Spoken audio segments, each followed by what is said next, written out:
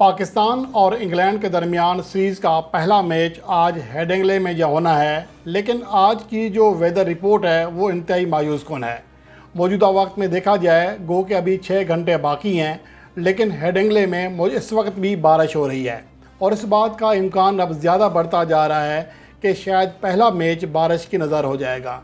लेकिन इसके साथ साथ कुछ अहम अपडेट्स हैं जो कि आपके साथ शेयर करनी है कि अगर आज का मैच होता है तो पाकिस्तान टीम में क्या चेंजिंग्स की जा सकती हैं और जोस बुटलर के बगैर आज इंग्लैंड की टीम किन किन प्लेयर के साथ मैदान में उतरेगी।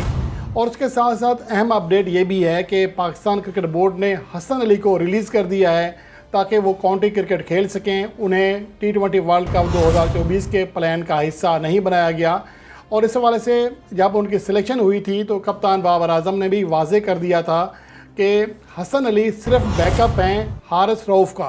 और चूंकि अब हारिस रऊफ़ को मेडिकल पैनल ने परमिशन दे दी है कि वो क्रिकेट खेल सकते हैं, तो इसलिए हसन अली का पाकिस्तान टीम के साथ जो काम था वो ख़त्म हो चुका है और चूँकि वो बैकअप प्लेयर थे इसलिए वो चले गए हैं।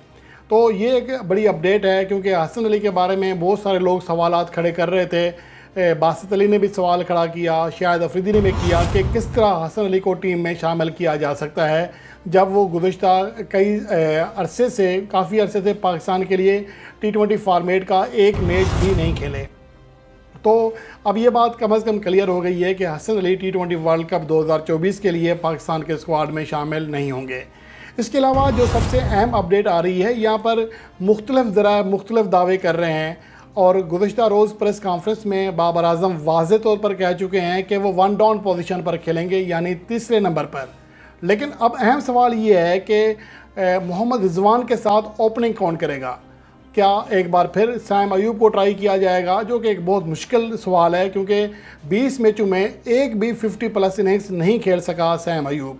और दूसरा ऑप्शन उस्मान खान है। उस्मान खान को पाकिस्तान के लिए खेलते हुए वन डाउन पोजीशन पर मौके दिए गए, पहले मैच में तो चौथे नंबर पर खिलाया गया, लेकिन उनकी परफॉर्मेंस पर अभी भी एक सवाल ये मौजूद है कि क्या वो लीग की क्रिकेट उसको इंटरनेशनल क्रिकेट जैसे खेल सकते हैं, इंटरनेशनल क्रिकेट के जो क्वालिटी है या जो डिमांड्स हैं उसको मीट कर सकते हैं। ये अभी सवाल मौजूद है, लेकिन क्या उस्मान खान के ऊपर तकिया किया जा सकता है।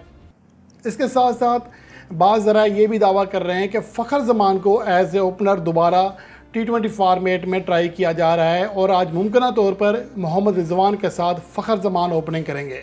अगर आप फ़खर ज़मान का रिकॉर्ड देख लें तो फ़खर ज़मान का जो ट्रैक रिकॉर्ड है वो नए गेंद के साथ, चाहे वो वनडे फॉर्मेट हो चाहे T20 फॉर्मेट हो, कम से कम 4 ओवर वो जद्दोजहद करते हैं। नई गेंद में अगर आप उनके पहले 4 ओवर्स के स्टेट्स निकाल लें तो उनका जो स्ट्राइक रेट है वो गेंदों के बराबर भी नहीं है, 100 से भी नीचे है।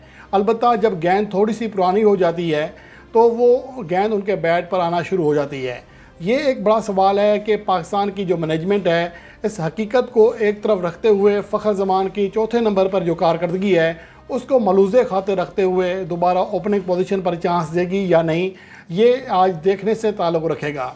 हो सकता है कि गैरी क्रिस्टन, जिनकी टीम के ख़िलाफ़ साउथ अफ्रीका जो कि एक बड़ी टीम है, 2021 में यक्के बाद दीगरे फ़खर ज़मान ने 2 सेंचुरियाँ की थी जिसमें 193 रन्स की एक रिकॉर्ड साज इनिंग्स भी शामिल थी।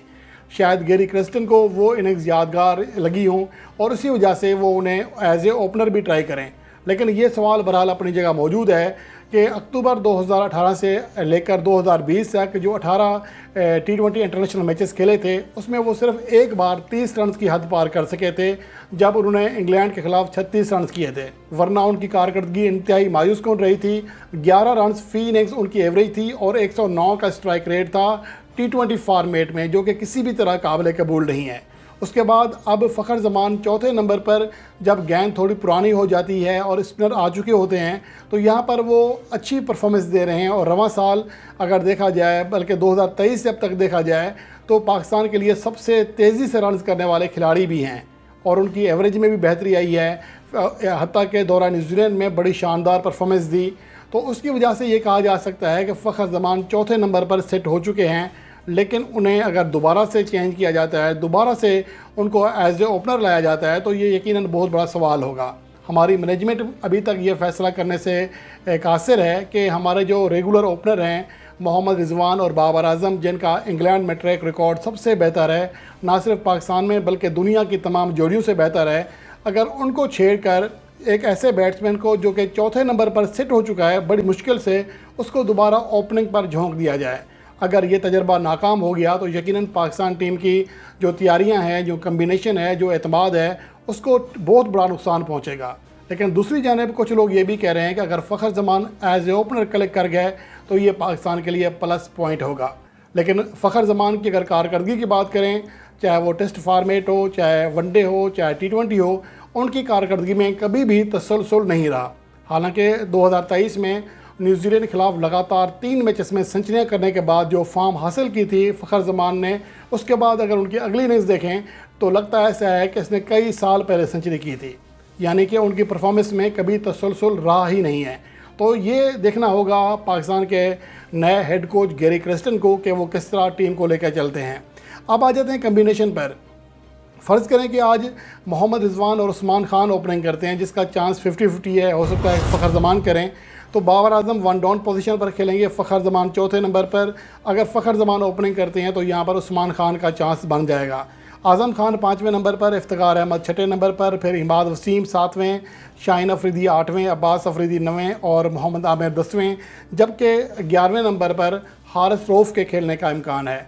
अलबत्ता इस बात का इम्कान बहुत ही कम है कि शायद आज नसीम शाह को मौका ना मिल सके। दूसरी जानिब अगर इंग्लैंड की प्लेइंग 11 की बात करें तो जोस बुटलर, जो कि अपनी एहलिया की वजह से शायद कम से कम 2 मैचेस के लिए रुखसत लेना चाह रहे हैं, वो आज के मैच में अपनी टीम को दस्तयाब ना हो सकें। अलबत्ता इंग्लैंड क्रिकेट बोर्ड ने इस हवाले से बाज़ाब्ता तौर पर कोई ख़बर नहीं दी है कि जोस बुटलर आज का मैच खेलेंगे या नहीं खेलेंगे। लेकिन अगर आज का वो मैच नहीं खेलते तो विल जेक्स की उनकी जगह पर अपनी टीम को ज्वाइन करेंगे, जिनका हालिया अरसे में T20 फार्मेट में जो स्ट्राइक रेट है वो इंतहाई शानदार रहा है। अलबत्ता उनकी एवरेज कम है, 15 रन फ़ी इनिंग्स उनकी एवरेज रही है 2023 से अब तक। लेकिन अगर जोस बुटलर आज का मैच खेलते हैं तो इंग्लैंड की बैटिंग लाइन इंतहाई ज़्यादा मजबूत हो जाएगी। जोस बुटलर की गैर मौजूदगी में आज जोने ब्रेस्टो और फेल्सार्ट ओपनिंग करने के लिए तैयार होंगे। दोनों की एवरेज 55 रन फ़ी इनिंग्स से ज़्यादा है और दोनों का स्ट्राइक रेट बहुत ज़्यादा है। जोने ब्रेस्टो ने 147 के स्ट्राइक रेट से रन किए हैं 2023 से अब तक, जबकि फेल्सार्ट का स्ट्राइक रेट 169 है। इसके अलावा विल जेक्स हैं तीसरे नंबर पर, फिर लियाम लिविंगस्टन चौथे नंबर पर, 5वें नंबर पर हैरी ब्रोक, जो कि टेस्ट फार्मेट को भी T20 फार्मेट समझकर खेलते हैं। उनका स्ट्राइक रेट 2023 से अब तक 162 है। उसके अलावा Moeen Ali, Sam Curran, Mark Wood, Adil Rashid, Jofra Archer का आज कमबैक हो सकता है, और रीज टोपले जो कि मुल्तान सुल्तान्स के लिए भी खेल चुके हैं, तो वो उनकी प्लेइंग 11 है। अब देखना ये है कि इस कम्बिनेशन के साथ कौन सी टीम हेडिंग्ले में ज़्यादा मजबूत होगी। इम्कान तो यही है कि आज का मैच जो है दोनों टीमों के दरमियान कांटेदार होगा। लेकिन अगर पाकिस्तान टीम का खुदा न खास्ता तजर्बा नाकाम हो गया एक बार फिर ओपनिंग का, तो पाकिस्तान के लिए मुश्किलात बढ़ जाएंगी और ये पाकिस्तान टीम इस मौका पर किसी भी तरह एफोर्ड नहीं कर सकती कि जब T20 वर्ल्ड कप 2024 शुरू होने में सिर्फ 4 मैचेस बाकी हों।